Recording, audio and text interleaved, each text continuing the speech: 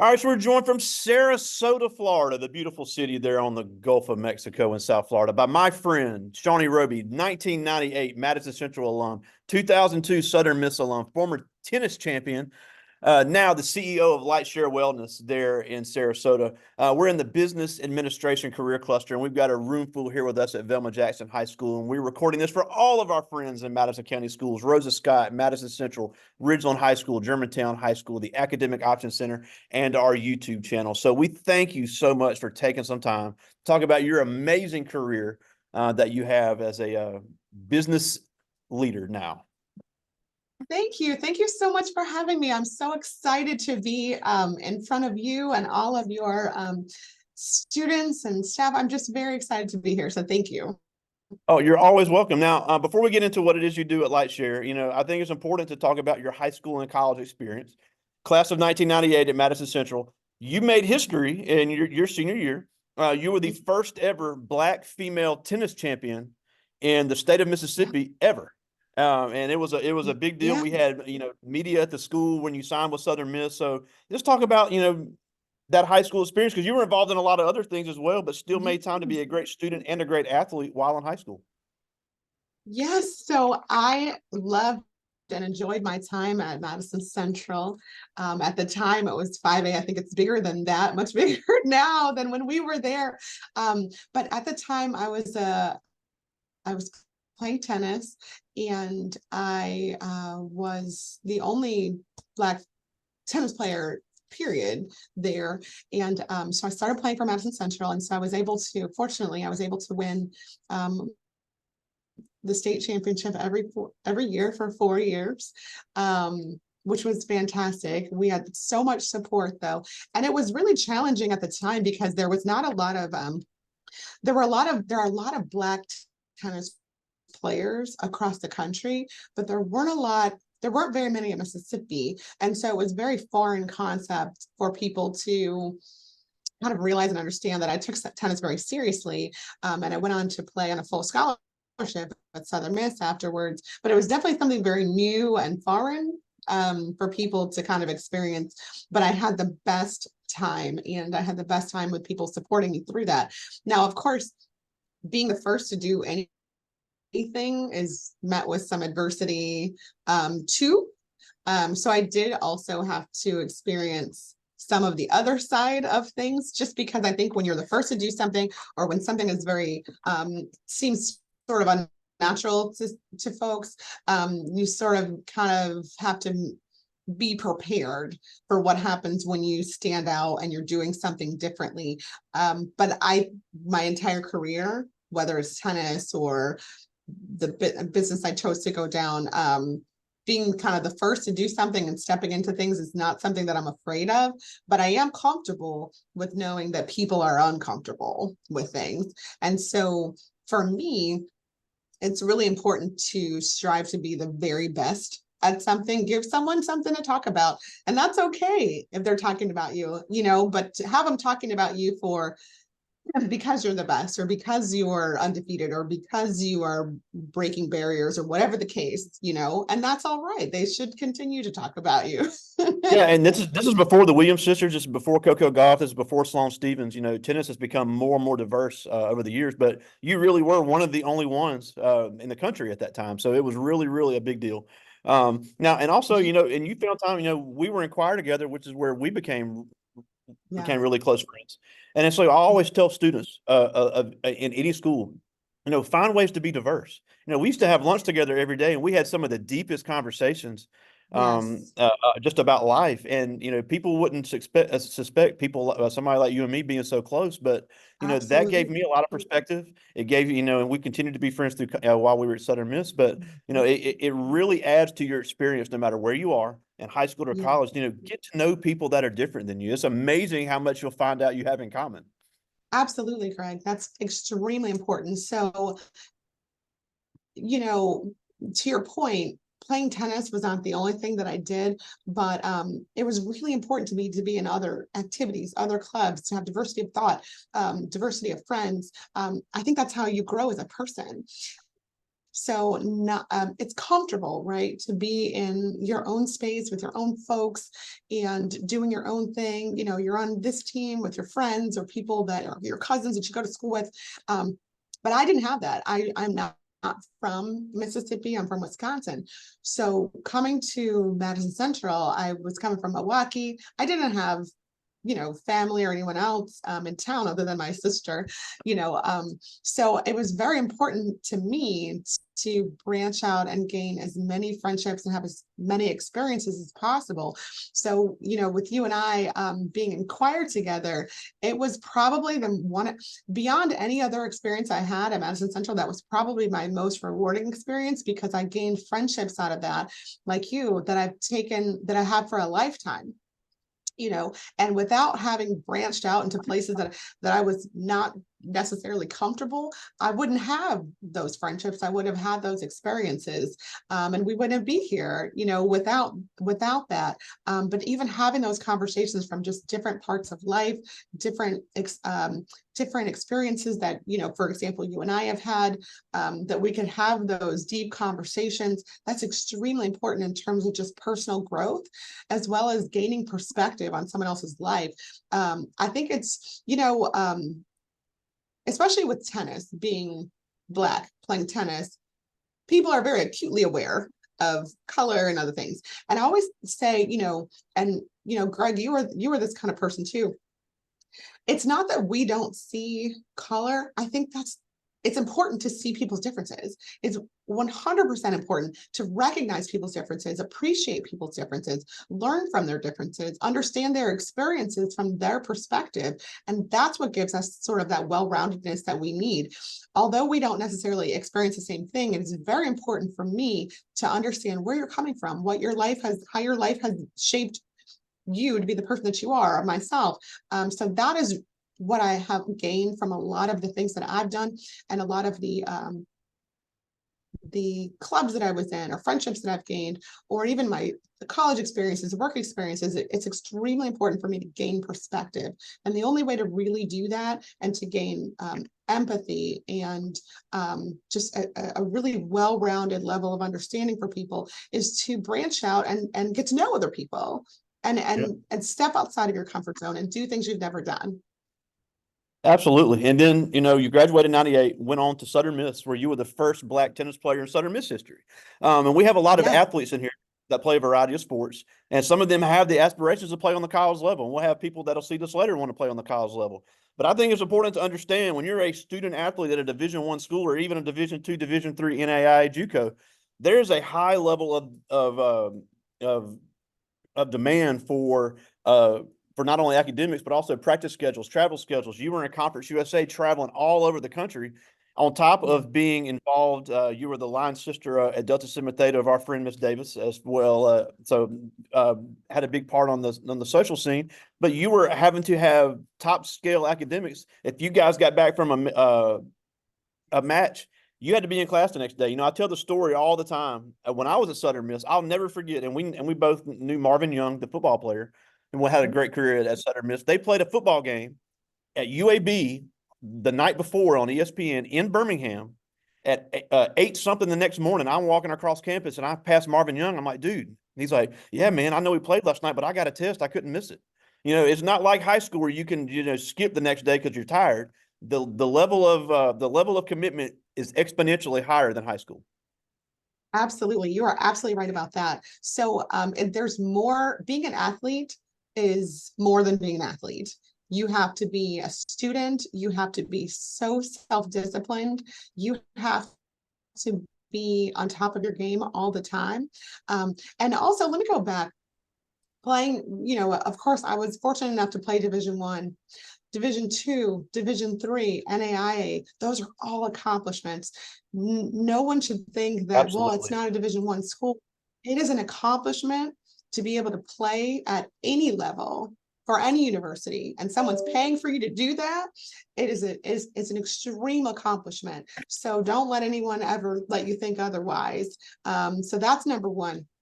But number two, the level of discipline you have to have being an athlete.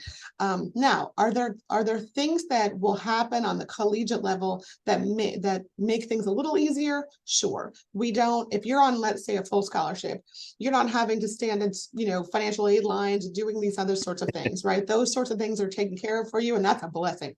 That we don't have to do those things. But what you do have to do is be in the weight room at 4 a.m. What you also have to do is make sure that you keep your GPA where it needs to be, because that scholarship will disappear. And then you'll be trying to figure out something else to do. What you do have to do is make sure that you keep your image intact. And so, Greg, you and I were in school at a time where things that people may have done could kind of remain where they were, but now we're Thank not in that God. age. We're in the age.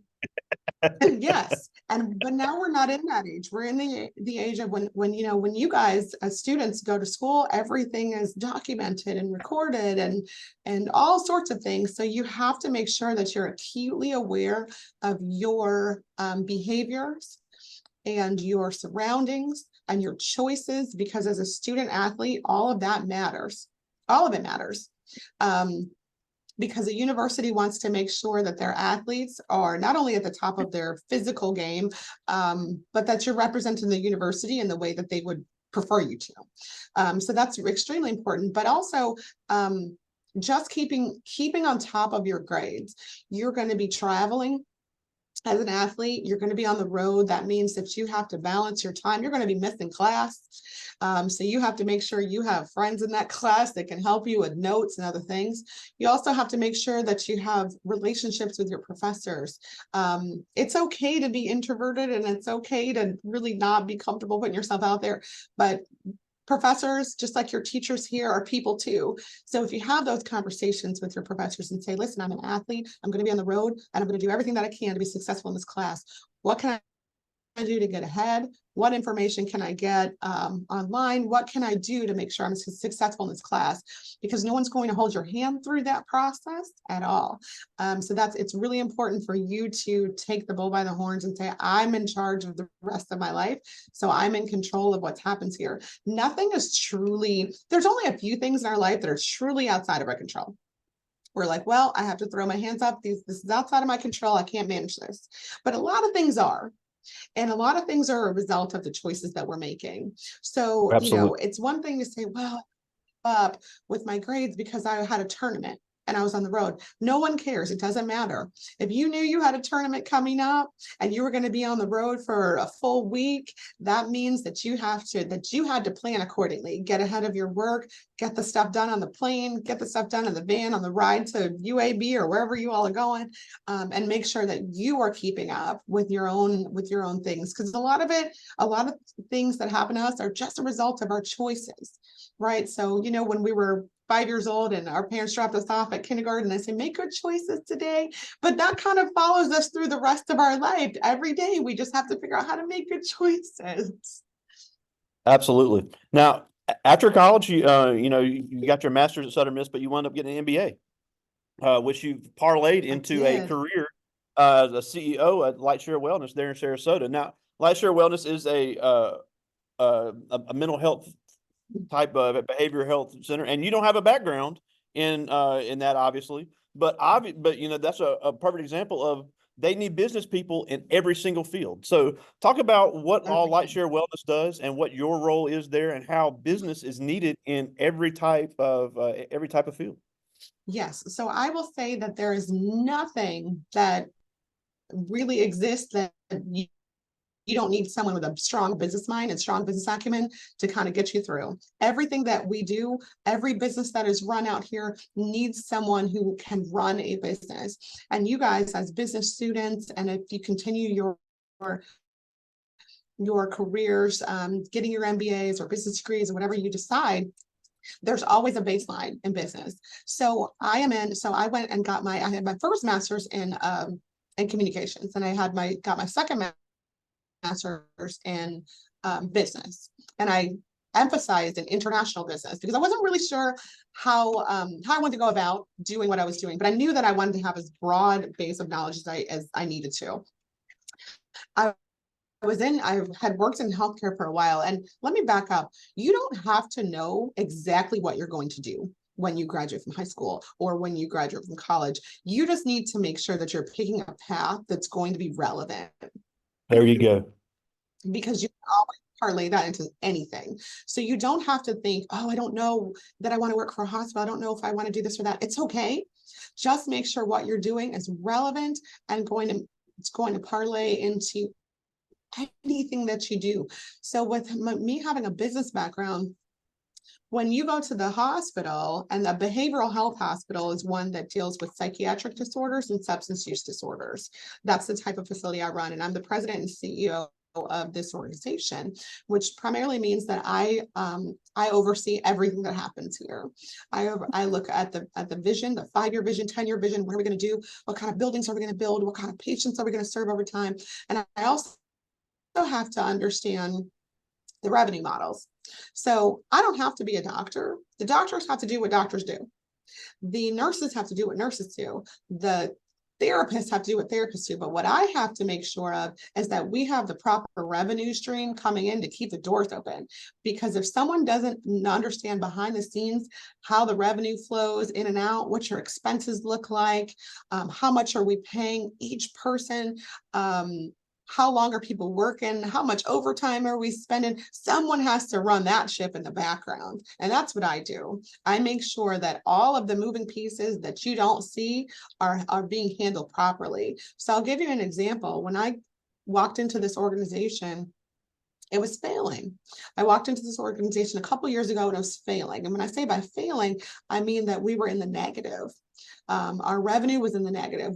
You can do all of the work you want to do. You can see all the patients you want to see, but when you're not making money, that will all unravel very quickly and you won't be serving anyone. So sometimes I'll say where there's no margin, there's no mission. You can want to do all the great work, all the patient care you want to, but if there is no margin, which means there's not revenue coming in, there's not money coming in, you won't be helping anybody because your doors will be closed. That's why it's important for the business-minded people to be in the background figuring out, okay, how do we make this work so that the people who do the things can continue to do the things. So we were in the negative about, I would say, over $1 million in the negative. So the company wasn't doing that well. That was in 2021. We are now in 2024 and we're about 2 million in the positive. So that is a big swing from being in such a bad space. We're in a very good financial place right now. What that means though, is now we can do more for more people. We can serve more people because we have resources. We can serve more people because we have revenue. Where I help create revenue streams from the state or from the county, and it's also important as business-minded people. One of the things I do is I lobby at the state level. And I have lobbyists at the state level. What that means is when something is important to the hospital, when I say, hey, I need a building built, which is what I'm doing right now. I need to build a building. I'm building a walk-in center so that people can come in 24 hours a day. So you know how when you go for an earache to your urgent care, and you go in there and they're open till 8 o'clock, but you don't want to go to the emergency room because you have an earache. So you go to your walk-in center or your urgent care. Well, in behavioral health, if you're having a panic attack, anxiety attack, something's going on, you don't want to necessarily go to the emergency room, but you do need to talk to somebody because things could go a little left if you don't. And that's what I'm building. I'm building a 24-hour-a-day walk-in center, 7 days a week. So if you are having a panic attack at 3 a.m., you can walk right into this walk-in center and get the help that you need. Well, that cost me about $4 or $5 million. So what I did was I hired a lobbyist and I went up to Tallahassee, which is our state capital here in Florida. And I spent time with our House representatives and our senators. And I just kept telling the story about how people need us because the consequences of people not getting help are dire. So I ended up getting probably over $4 or $5 million in state appropriations money to help people. So that's why the business-minded people are really important because the doctors aren't going to do that. The nurses aren't going to do that. They just want to see patients. We are the ones, and you all that are studying business, you're the ones that are going to make that difference and make that change, the stuff that people don't see. So that's why it's important to have that business acumen. The other thing I'm doing right now, I'm a student at Harvard and I'm studying business innovation and artificial intelligence.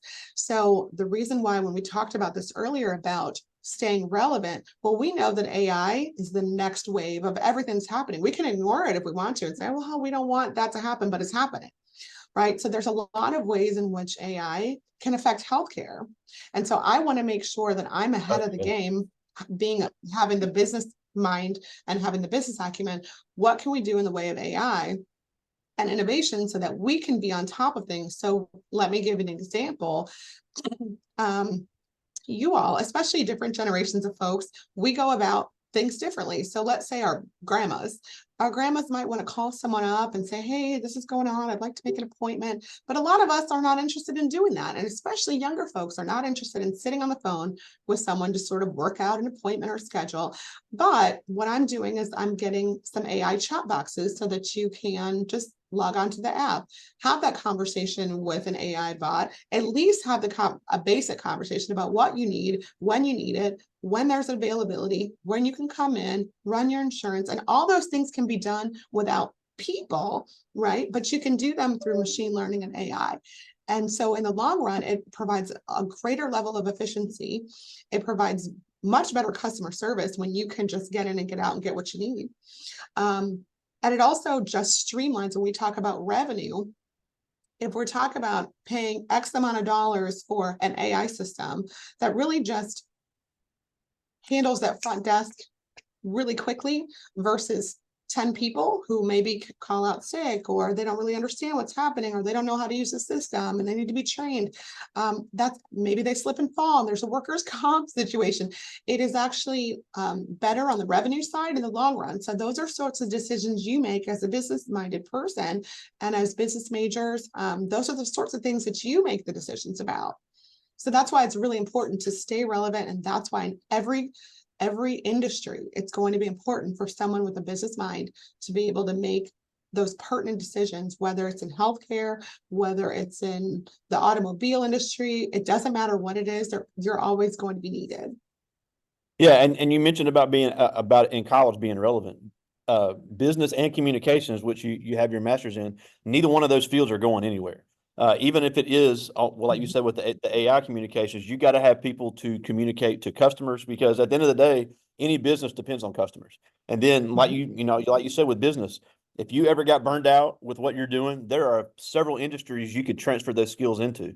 And Mississippi has tons of great business schools. Ole Miss, Mississippi College, Jackson State, all off the top of my head, have some of the top business schools in the South. So that's really good that, I'm glad you mentioned that, because you don't necessarily have to pigeonhole yourself into one field in college. Now, if you want to, that's fine. But, having something Right. broad like that really gives you the ability to pivot. And I'm glad you mentioned health informatics. That's a whole different class, but that's something that is not going away either, especially in healthcare. They need AI and IT people tremendously. But that's a whole nother rabbit hole. Now, the last thing before I get to the students' questions is, obviously, with this being Black History Month, and you've made Mississippi history. I know you're humble about it, but I'll never stop saying how important it was. Obviously, being a woman in a CEO role, being a Black woman in a CEO role, and then being in a multicultural area like South Florida, where you literally deal with all types of languages.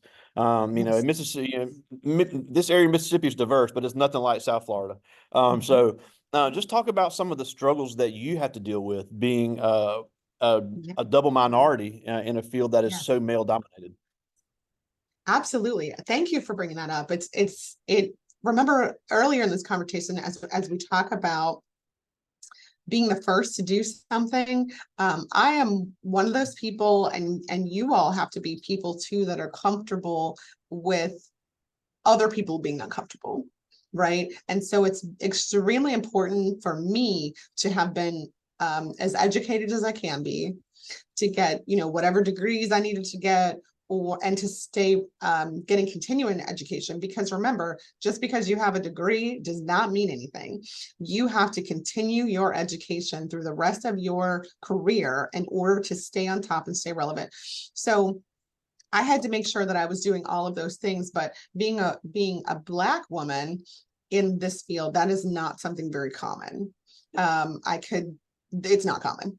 And, but I knew this is what I wanted to do early in my career. And so every action that I took from the time I started in the healthcare industry was to lead me to this point. Now, what we can't do is say, well, I don't see that happening. There's no Black women in that level of leadership, right? So what you have to understand is, even if it's important to see the representation is important. It is 100% important to see someone who looks like you doing the things you want to do, because then it opens up the possibilities in your mind about things happening. But sometimes you're not going to see that. Sometimes you just won't see it, but that doesn't mean you take your eye off the game. And you always keep your eyes on the prize and say, this is what I want to do. Now, as a man, I may have 1 or 2 obstacles to overcome. As a Black man, perhaps I have 3 or 4 obstacles to overcome. As a Black woman, perhaps I have 10 obstacles to overcome to get where I need to go. But I also have to be committed to the process. So if I wasn't committed to jumping the 10 obstacles that I had to jump over, then I wouldn't have been able to do it. And so you can't burn out on your 5th obstacle. You can't burn out on the 6th one. You have to keep persevering, and you have to have a good, healthy relationship with failure. If you are not comfortable and don't have a good relationship with failure, and I think that also helps being an athlete, because you lose a lot. You win, but you lose also. You lose quite a bit. And you have to be comfortable with failing, because the most successful people that I've ever met have failed as many times as they've been successful, because that's when you persevere. That's when you have your extra learnings. That's when you're like, okay, well, this is how I'm going to maneuver differently. And I think that's the only reason why I've been able to break into an area where you don't see as many people who look like me, because I'm comfortable with the failures. I'm comfortable with the negative feedback, right? It doesn't feel great, but I'm okay with pushing forward, because no one thought, a Black girl from Mississippi would be the best tennis player coming out, but I knew that I was going to be. And it didn't matter what kind of negative, and I've heard all the things, you guys. I've heard all the negative comments and been called all the things, but that wasn't going to deter me from what I was going to do. And so I will say, I think something like, maybe in healthcare in general, there might be about 15% of women who are in executive leadership. And by executive leadership, what I mean is senior directors, vice presidents, chief operating officers, CEOs. About 15% of the healthcare industry has women in that level of leadership, but a very small percentage are minority women in leadership. So I just think it's important for you guys as business professionals, not only to become that representation for other people so people can see, but also make sure that you are looking at talent from all sorts of areas, from places you would never even think of. Who would think, for example, I told you I go to Harvard right now. And so maybe people will go to Harvard and just try to pull out Harvard MBAs, right? But you might be at Delta State as an MBA.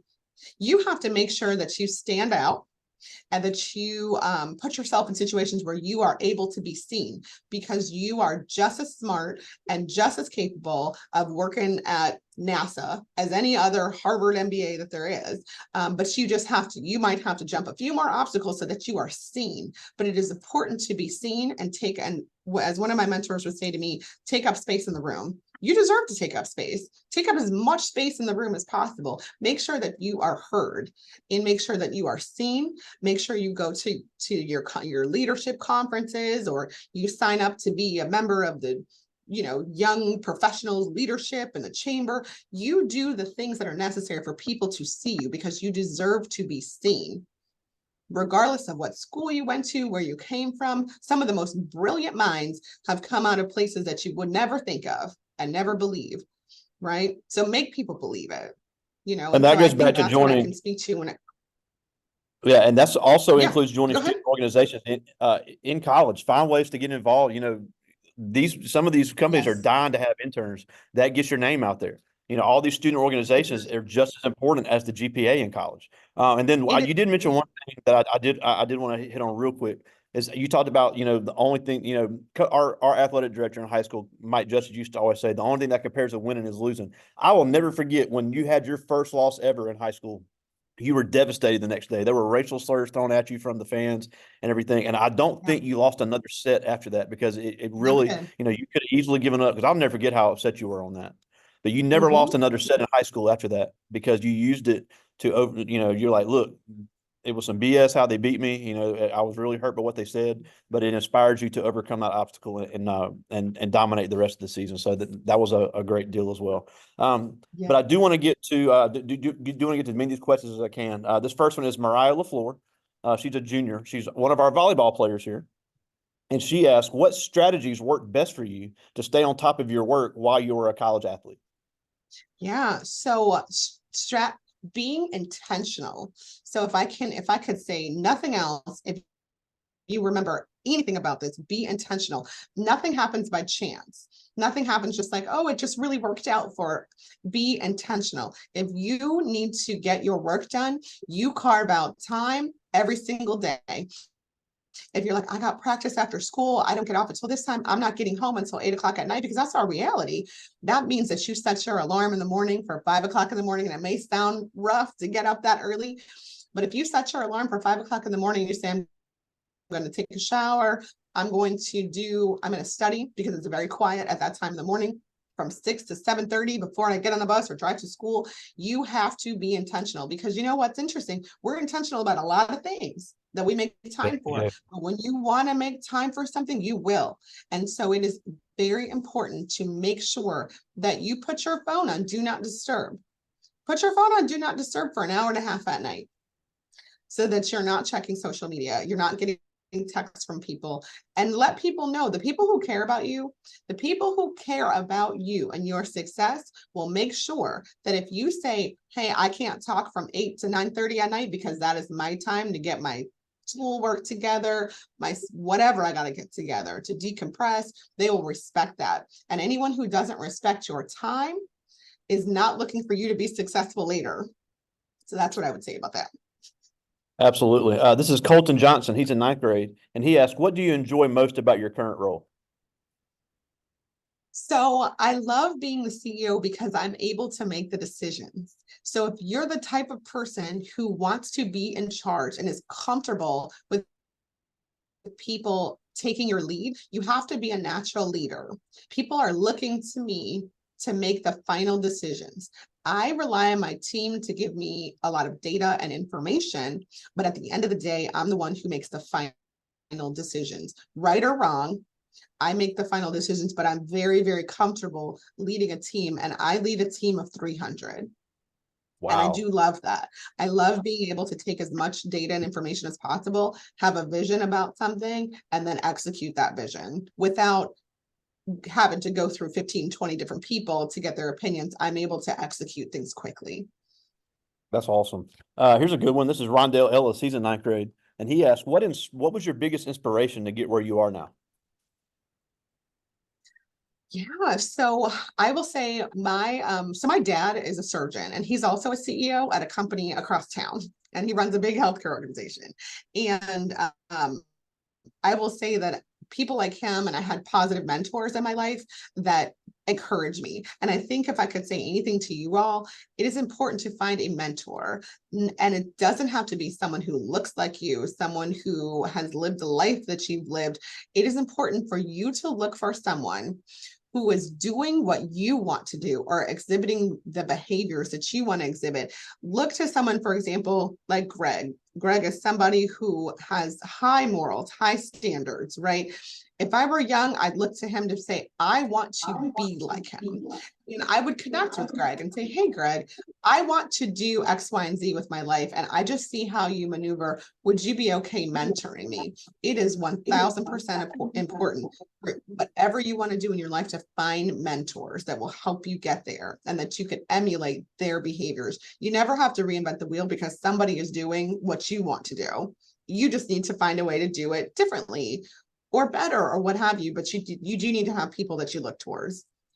Absolutely. This is Precious Blackman. She's in ninth grade, one of our basketball players here. And she asked, when you face stress in college, keeping up with work, travel, and tennis, and also in your career, what self-care practices do you use to manage that stress?